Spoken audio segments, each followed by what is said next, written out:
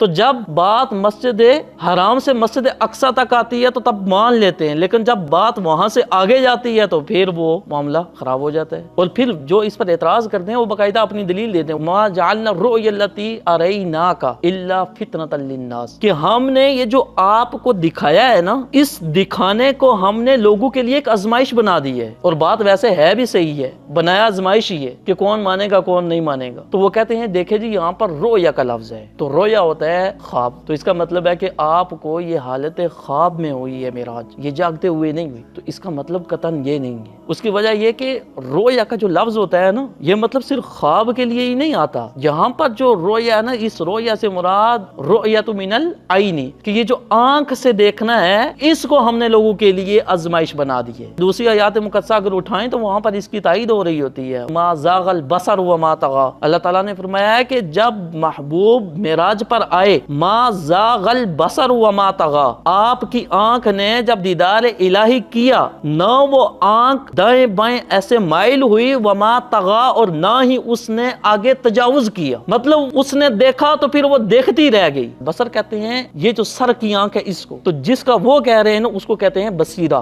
وہ دل کی آنکھ ہوتی ہے۔ بات وہ بھی ٹھیک ہے، دل سے بھی دیکھا لیکن اس کے ساتھ ساتھ سر کی آنکھوں سے بھی دیکھا، اس کو بھی تسلیم کرے۔